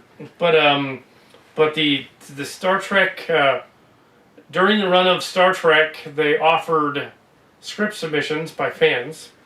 And of course, we jumped on that immediately and said, ooh, the new Deep Space Nine show, we're going to write a Star Trek. So we wrote a Deep Space Nine episode called Fearful Symmetry. Maybe you've seen it. That'd be cool. That's a good one. No, just kidding. That's totally going to happen. No, we wrote this episode, and actually you haven't seen it. It's not the book either. They ripped off our title. Not the plot, though. No. We basically had a Next Generation idea that we turned into a Deep Space Nine idea. And because Deep Space Nine ended in 1994. I mean, Next Gen did. So, to go on to Deep Space Nine. And it was ultimately rejected and stamped for official Paramount, It actually got seen by somebody. Yeah, Lolita Fajo's people watched it. She was the script coordinator. Watched it. She probably read it. Well, probably read not it. her, She but read like it. her intern went, He read it. huh, okay, good title. Nice idea. No, we don't want this And one. that one was, we had been creative writing classes and stuff, so at Evergreen, and then a little bit of San Jose State, so we knew enough about it that we knew the characters on the show, and it was the second season of Deep Space Nine, early third, and we were able to pull off enough character development so that in the letter, the rejection letter, so we said, well, you have a grasp of the characters. Mm-hmm. We couldn't use it Yeah. because the aliens, the Dominion, we were going to do something else with them. Then you knew. You wouldn't have known. Yeah, I mean, So, it contradicted the show's Bible, basically, which Yeah, we we didn't didn't have know. access to. No. But, yeah, they liked the story well enough. Now they I said, mean, keep writing. not enough to... Keep sending them in. Yeah, I mean, even if they were just being polite, the fact that they took the trouble to do that And back we in followed those all days, the rules according Yeah. to whatever they had. so, I think the problem is we weren't with the Writers Actors Guild and we didn't have well, an agent. that always helps. Yes, if we had an agent, he'd be pestering them.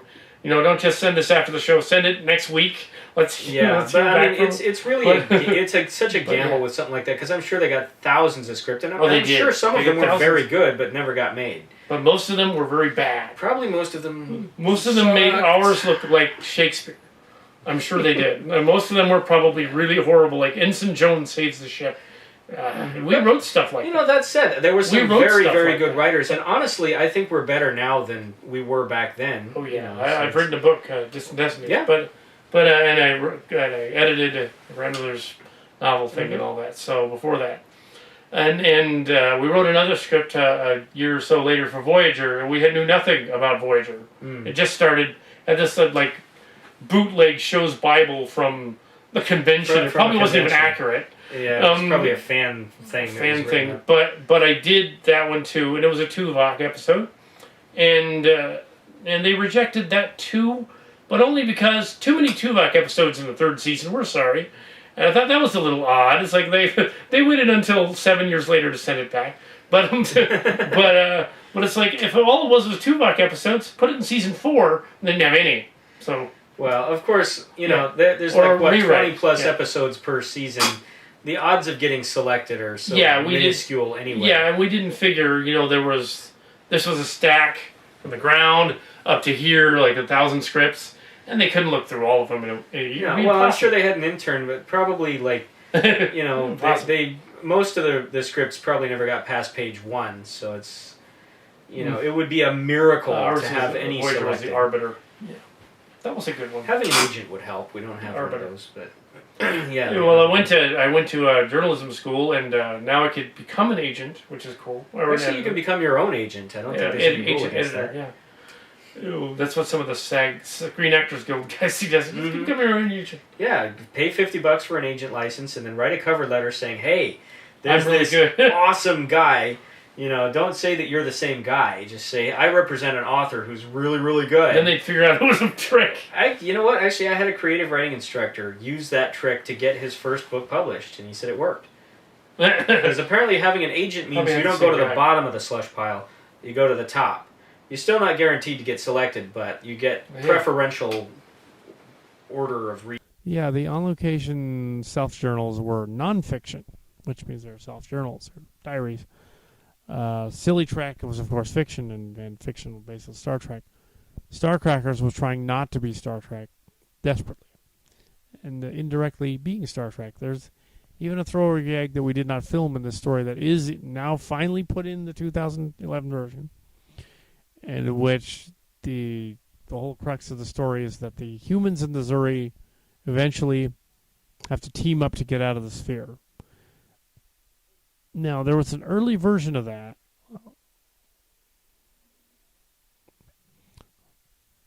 So they have to team up to get out, and here's Jim's little 2 or 3 lines. And Azloth is the one that's the catalyst for it. He actually says something like, "Gentlemen, gentlemen, isn't it painfully obvious that we face a common obstacle, the sphere that contains us? Is it not prudent that we work together to get escape from this obstacle rather than going down each other's throats like uncivilized beasts?" And then Clark's response is, Where'd you get that? And there's no response in the 2005 one. There's no reply to the reply. There should be. The reply is in the script. It might even be in the book. The reply should have been, "Oh, I got it from Star Trek," which we kind of did. Yeah, but Star Trek got it from us. The Apple scene, they got it from us. They somehow got this version of it and said, we have to have a guy tossing an apple.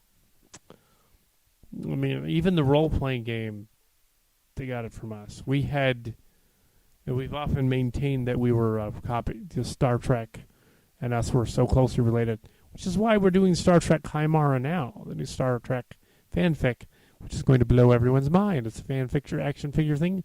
That's what we're doing now. And while doing that, we decided to cut back and do the anniversary of Star Trekkers. So here we are, and this is awesome. Well, looking back on this, you notice that Raxler is now dressed a little better, and so is Sadre. A little costuming going on there. He's got a hat on. He looks more like a Turkish guy, yeah. So there we go. Turkish ski guy. John is not. John is ADD, and I have autism. Come on. Here's Jim. Yeah, we had to put up a cue card in order for him to read his lines. He wasn't camera shy. He just didn't want to do it. Fairly decent at reading. But yeah, Tim has ADD. John has ADD. Tim has a light case of diabetes. His dad has a more serious case of diabetes. Their whole family was eating all that junk food on the set, ironically. So, yeah, that's bad. That's not good. He used to have something like asthma early when he was younger. This machine that he breathed through. Yeah. But, yeah, he's married now to Annie Garcia. Episode of Valley Stories about that. No, it was before Valley Stories. On Location about that.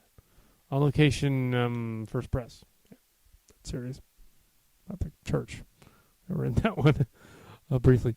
We had an opportunity to do a planned Starcrackers recording, actually, in, what was it? We were going to do a Starcrackers in 2001, actually.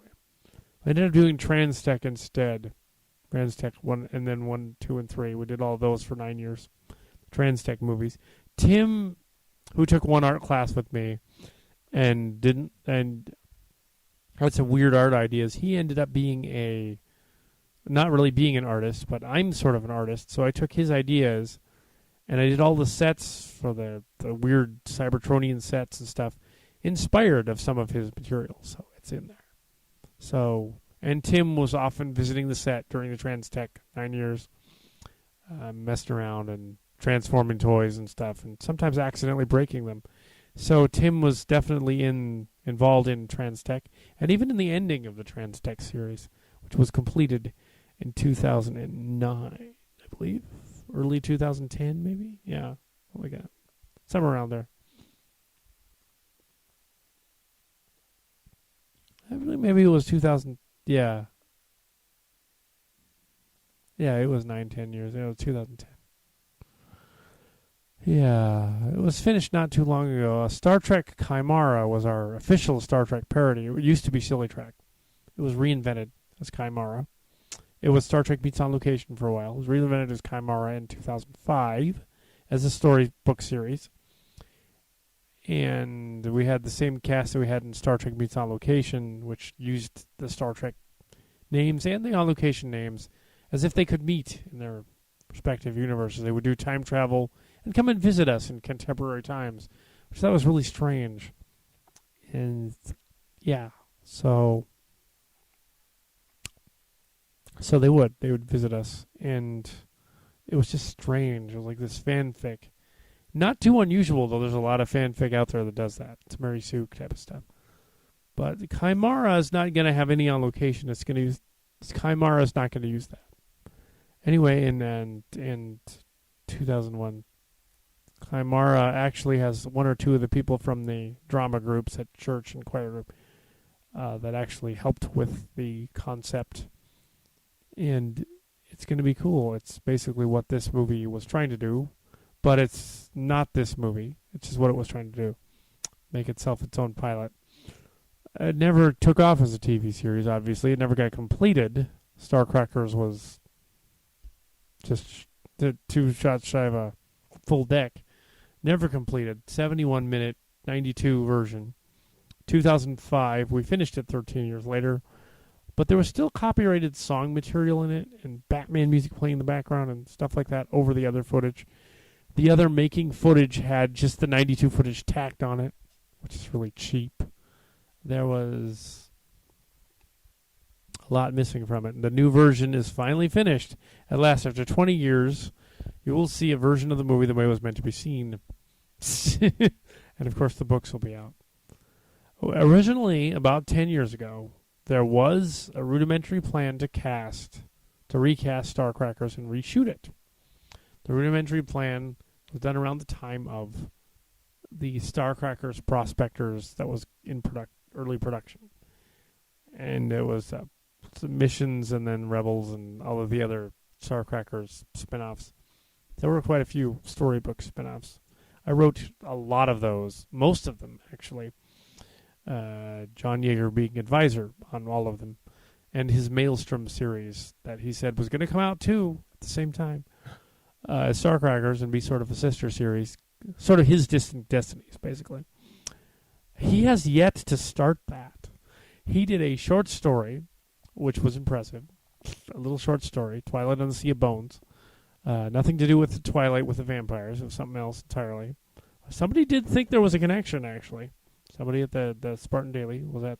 I went back to school in 2006, 2008 at San Jose State. Again, got another degree.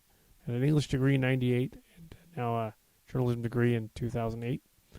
And then, yeah, so there were some people on there that got a hold of John's work. He was trying to get his internship. He actually doesn't have a film degree. He never got it in 2000, so we went back to school to get it again. It's unfortunate that we have done these films, and we can't just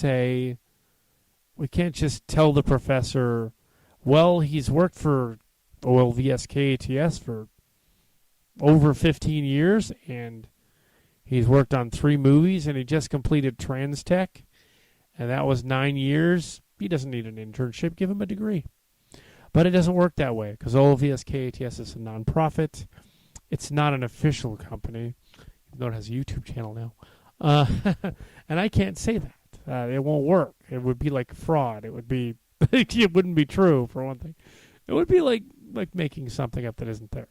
Making up a bogus company. It's probably considered illegal if I did that. Now, once it becomes a real company, yeah, I could do that. But no. He's got to get a legit thing from somewhere. And we've had connections before. When I was going there, I went to job fairs and stuff and got him like stuff from Pixar or whatever. Should have just gone over there and gone to Pixar. But he didn't. And so here we are, still waiting for that. He's waiting for his internship after 2008 and so forth. Reading, I guess you'd call it. Yeah. And they're still saying, who self-publishes like published. Actually, nowadays, with everybody publishing on the internet, self-published actually means a little more, something more. Well, your distribution is better. Distribution is better for real publishing, yeah. So yeah, if you're a creative person and you want to write something or make a movie, and this is pretty much what we've been doing all these years. We don't have and a lot of our stuff was done before there was such a thing as the internet. It was literally just, we're going to make a movie because it wouldn't occur to us not to make a movie. We had to do it. Yeah, it's like some of these people who freak out over like coming up with stories. I remember reading lots of Starlog magazine. And there'd be these authors who said, I wrote an episode of the Classic Trek, and I just couldn't write anything more ever again because my episode of Classic Trek was so brilliant or something. It's like, really? Mm. You were that freaked out by writing The Empath or whatever? That like you couldn't write again? Well, there's something wrong then. That's probably code for the industry burned me in some horrible way that I'm not going to talk about. So exactly. I'll claim that it's because I'm such a sensitive soul, but actually it's because I didn't get paid enough or something. Yeah. But, yeah, The Empath was a pretty messed up episode. Yeah. But yeah, that's the thing. If you're a creative person, the advice that I would give, such as it's worth, is be creative, write, make a movie, get a camera, and you don't worry like we used to a lot about like, oh, this isn't good enough. That's why I cut the vomit joke, the vomit blooper out of We'll thing. leave It was because I was being so anal and like it's not perfect. It's like, no, keep it. Film It's not gonna be whatever. perfect. Just get a cheapo iPod camera or whatever, and film little 30-second movies with you and your friend out in the park, and try to make it fun. Whatever you're doing, just express yourself in some way. Yeah. So, and again, that's what we've been doing all these years. Yeah. Although you do have a story is as old as Starcrackers and still is not yet in its first stages. It's called Maelstrom. Oh yeah. So you've been languishing on that one for so glad a million that I years. Didn't write it 10 years ago because the idea has 10 years ago it would have evolved. If I had science written has it then, it would improved have been since a then. joke, but. Not just the science, but the emphasis of the story. Basically, I had a whole bunch of concepts and characters and nowhere to go with them. But that's where the idea guy comes. Well, I've bounced a lot of ideas off you, and you've given me some pretty good ones back. So it's just So when we started, I didn't really crack the plot until fairly recently. So that one probably will be the bulk of my creative endeavors on my own. Although I'd also like to. I'm trying to get a screenplay cooking. It would be a low-budget horror film. Ooh, a screenplay. Yes. That'd be nice too. And then you can get your internship. You can just get somebody. If I could bankroll a screenplay and get some producer to sign that, I think that would count for my internship. Yeah, I think it would. How about Sam Raimi? Oh yeah, I'll just get him on the horn. I'll look you up. Maybe back about 30 years ago. Well, there's this other guy. What's his name? Peter Jackson. Yeah. Well, see, proof positive. That guy wanted to make a movie that he thought would be fun because nobody was making splattery zombie I don't really know Peter movies. So on his weekends, and it took him 4 years, and he had no distribution deal or budget or anything. He was just, I really want to make this movie, and he made this splatter comedy in New Zealand with his friends. Released it. It was called Bad Taste. A Bad Taste. And it finally came out, and just because it was so well done and so much fun, and it's kind of a bad movie, as I'm sure he would be the first to admit. But there's so much fun in it that it led to his career. It got him bankrolled for actual films. So if you've got the drive and the creative energy, go for it. What have you got to lose? And the Starcrackers. I wonder how much time is left on this. Yeah. 3D. Ooh, my face is stuck to the camera. 4 minutes. Let's close. Awesome. Please. Okay, so we are probably going to do more. We're definitely the current thing with Starcrackers after this is working on the first edits of Starcrackers the novel, The Sphere of Influence, which was by Adam Mayer Brown with John Yeager. And we'll actually fill in, when you watch the movie, especially the original cut, you're not going to know what the hell's going on. But the book actually makes sense. sense. The book will read like a book, and you'll be like, oh, that's when the guy said that. Why he said that? Because we forgot to film the line. It's all in there. It's I read the first 3 chapters. It is hilarious. It has to be It literally is the funniest stuff since Douglas Adams. It's that funny. Wow. It may be more funny than that. And that's just awesome. I was just laughing my ass off. Oh my god. Awesome. This is brilliant. It's almost as much fun as when we did Psycho Warp. So that's the thing. We've kind of come full circle here, by way of closing, that we're still working on some of the stuff that we thought. Because we should have somebody replace Douglas Adams now that he's dead. Well, yeah. Maybe not, but... But yeah, I mean, after all this time, we're still working on stuff like, Starcrackers or Graham Cracker Chronicles or what have you. But it's so much better now, It's like... Clark here has this bizarre relationship with this lady. Apparently, they're both crazy, literally, for each other. In other words, and then we have a glitchy.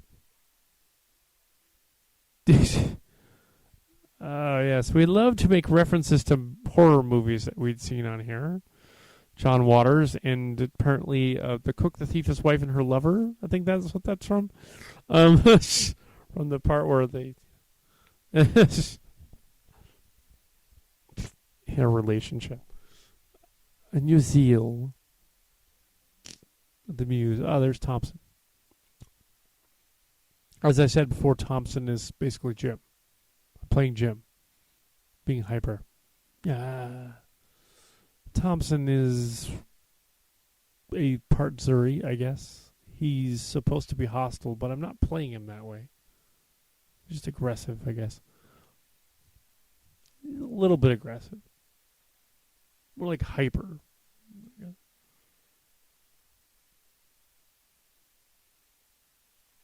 I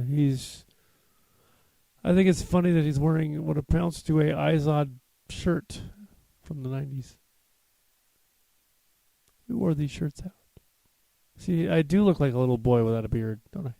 I look younger than John. That's probably why I grew the beard. Oh. So yeah, there's Thompson. It's funny that in the 2005 version, to grow the beard again to play Kimchi and the other character, and Raxler. I have a sucky razor. It's like Carrie is like plugging a book. 7/7 power. Now, why would he be wearing that? I guess I was thinking at the time the martial arts school that I trained at eventually became a black belt 2nd degree there, and then left in 2007. But it's like back here when I was like a green belt,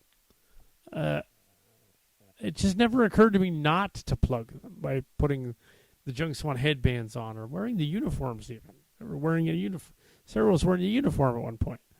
It's like, I'll just put them in there because that's what's contemporary. Yeah, that makes sense.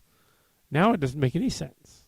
And plugging that book, of course, nobody's going to get it now that I mentioned it. They'll say that book. But this is a out-of-print book on a shirt that somebody on a spaceship wouldn't be wearing. Why would they be wearing that? Why would they be wearing an Azloth shirt either? That doesn't make sense either. Like, it never occurred to us to go to Goodwill, buy a bunch of shirts that look like ski shirts that are roughly the same kind, and just say, okay, we're going to wear these costumes when we're playing the characters. Because we're mainly only doing it from the head up anyway. And we should have done that. Why didn't we do that? It would have, it still would have been a living room, but it would have made sense. Ski jackets at least would have looked like we're trying to be spacesuits, but we just couldn't afford it. T-shirts is so low budget that it's no budget at all. T-shirts. What the hell? Oh boy. And Starcrackers. Looking back here, as we get near the end of this thing, it's just a delight to look back on. It's cool. Tim doesn't really look like a little boy that much. Ew. But yeah, there we are. So Starcrackers, he's doing Moore as Schmidt, or Schmidt as Moore. I'm not sure which one. I think I confused.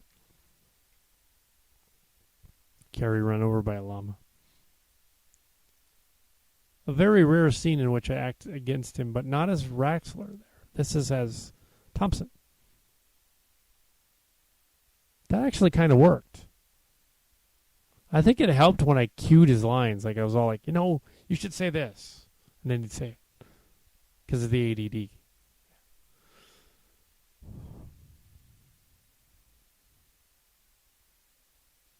Well, why did he not enunciate? It's because he was looking at the camera. Looking right into the camera like... And who knows, somebody might see that story and say, you know what? Sci-Fi Channel, we'll hook you up. You never know. Yeah. We got to put some sci-fi back on Sci-Fi Channel. It's all wrestling now. It's retarded. Actually, 20 years from now, we'll probably be filming like a remake of this movie, and it will be so butt-kickingly awesome just because we have a much better camera, and the idea will be better. So, because that's what we've been doing all these years, is just taking all the original. Only 10 years from now. Well, hopefully.